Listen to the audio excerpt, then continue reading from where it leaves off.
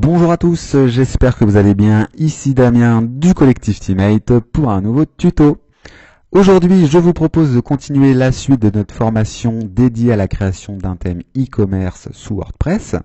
Donc pour les personnes qui n'ont pas suivi la première partie du tuto consacré à la création graphique du thème sous Photoshop et au montage HTML CSS avec Dreamweaver, eh bien, je vous mettrai directement à disposition les sources HTML afin que vous puissiez suivre ce tuto sans trop de problèmes dans les fichiers sources. Donc nous apprendrons à créer dans un premier temps un serveur local et à créer une base de données pour lancer l'installation et la configuration de WordPress. Ensuite, pour les novices sur WordPress, je vous ferai une petite présentation détaillée de l'interface d'administration, donc du back-office, pour que vous soyez parfaitement autonome et à l'aise une fois la formation terminée. Nous apprendrons à découper les différentes parties de notre site internet grâce aux include PHP. Notre header, sidebar et footer seront dans des pages PHP différentes. Nous les appellerons dans tous nos modèles de pages. Nous commencerons par créer un modèle de page par défaut qui sera utilisé pour l'ensemble des pages du site. Donc par exemple pour la page d'accueil, newsletter et contact. Cependant, nous ferons un modèle de page différent pour la gestion de nos articles. Donc ici, on va retrouver tous les derniers articles que l'on a insérés en administration. Si on clique par exemple sur la catégorie web, voilà, on arrivera aussi dans notre catégorie avec tous nos derniers articles. Si on clique sur détails, eh bien là nous arriverons sur la page de l'article concerné et nous installerons des boutons de partage donc sur tous nos articles. Une fois nos deux modèles créés, il sera facile de monter notre page newsletter et contact.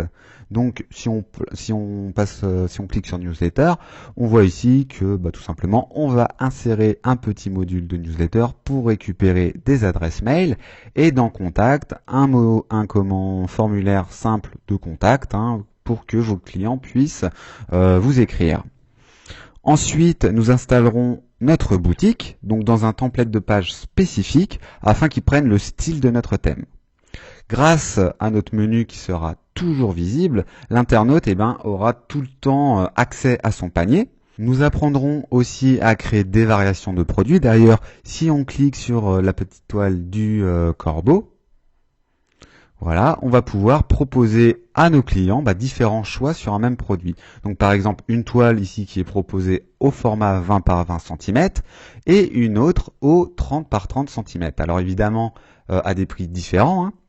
Vos clients auront la possibilité, si vous le souhaitez, aussi de donner leurs avis et de noter un produit ici un peu plus bas. Voilà. Nous apprendrons à configurer notre système e-commerce qui intègre la gestion des stocks.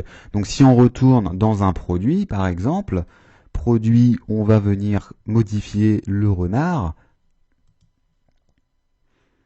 Et un peu plus bas, si on clique dans inventaire, on va pouvoir voir ici qu'on pourra configurer la quantité de stock. D'ailleurs, si on retourne dans notre fiche produit sur le site, on va venir cliquer sur le renard et on va voir un peu plus bas qu'il y en a bien 10 en stock.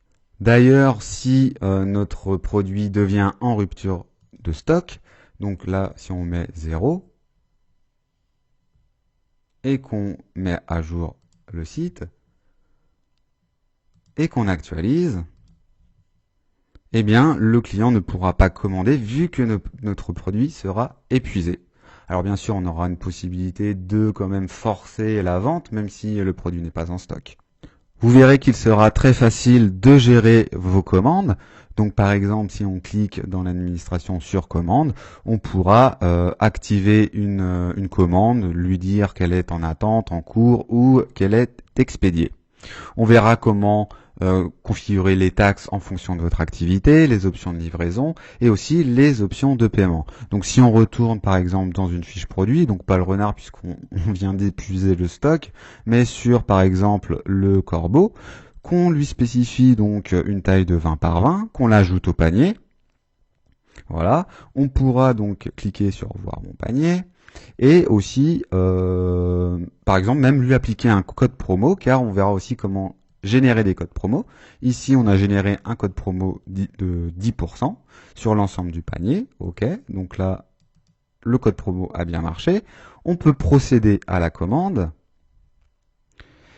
Et puis, donc, on verra comment configurer ces options de paiement, donc par chèque ou par PayPal. On pourra aussi configurer les notifications. Donc, par exemple, à chaque fois qu'un client passera une commande, il recevra un mail, donc une alerte de confirmation. De la même façon, vous en recevrez une aussi pour vous avertir qu'une nouvelle commande a été passée. Et c'est comme ça que vous pourrez aussi changer le statut de la commande en, par exemple, en cours, envoyé, etc. De son côté, lui, le client pourra aussi se connecter à son compte afin de suivre l'état de sa commande.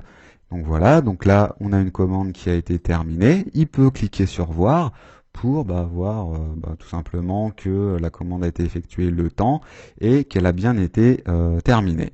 Avec donc du coup pareil toute la description de sa commande, de la livraison et puis aussi son code promo. Le client pourra aussi changer facilement son mot de passe. Si on retourne en arrière, on verra qu'il sera très facile pour lui de changer son mot de passe en cliquant ici, ou de changer aussi son adresse de livraison ou de facturation. Voilà pour cette présentation. J'ai essayé d'être le plus clair possible, aussi bien dans la partie intégration du thème que dans la partie e-commerce. J'espère que cette formation vous plaira et qu'elle vous servira pour vos projets professionnels ou personnels. À tout de suite pour commencer le tuto.